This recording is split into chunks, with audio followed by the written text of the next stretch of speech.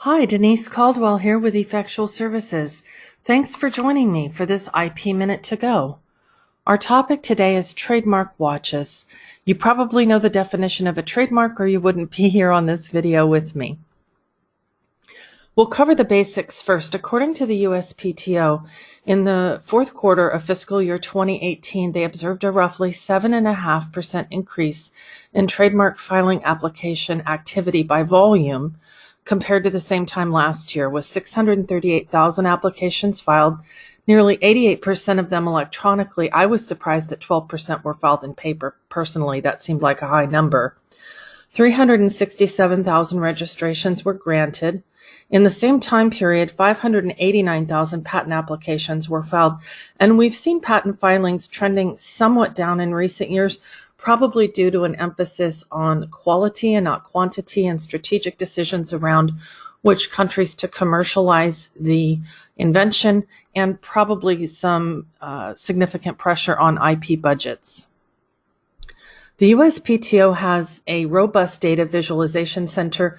You'll see from the blue arrow pointing to the box from the home page, enter data visualization, and you'll come to a page that has a number of resources to help educate yourself around pendencies, volumes, and other important data that will be helpful as you build out your programs and learn more.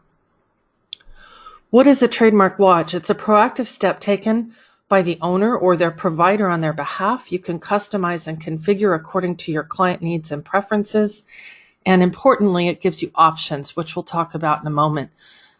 As with any task or program development initiative, the why is very important. Why do we need to do this? So we'll talk about that for a minute here. There are 4 million marks on the principal register in 45 classes at the USPTO. Examining attorneys are highly skilled and well-intentioned, but they don't report possible conflicts to other marks. They engage in prosecution, make a decision, and move on, so your mark is your responsibility. You have the option with a watch program for filing an opposition or a cancellation of a confusingly similar mark, and it gives you time.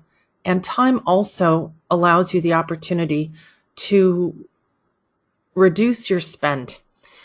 If a competitor gets way down the pike investing in their mark, you are likely to encounter more resistance if you oppose or move to cancel them.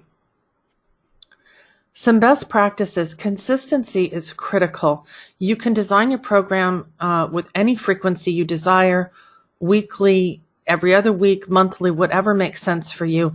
You can also determine which is the triggering activity, and you can pick more than one. Is it filing? Is it OG? Is it publication? What is your trigger for when you're going to make a decision?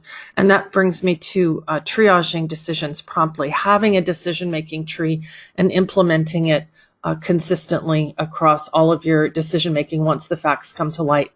You can watch identical marks in all classes. You can watch for similar marks in your class.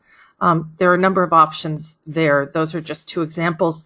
Geography is something you'll want to take into consideration. Are you watching only in the US or in non-US countries? And a couple of more sophisticated nuances, color marks in foreign language is something you'll probably want some expert advice in.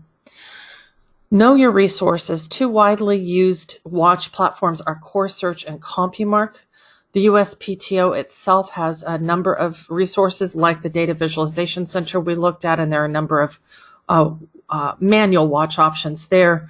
The U.S. Department of Homeland Security has a department for U.S. Customs and Border Protection, and they have a number of what they call mitigation programs for confusingly similar marks or counterfeit materials coming across the border into the U.S. that you might want to educate yourself about. If you'd like a copy of this slide deck for future reference or to share with colleagues or have a question or comment, please just reach out to me, denise.caldwell@effectualservices.com. Thanks for joining me for this IP Minute to Go.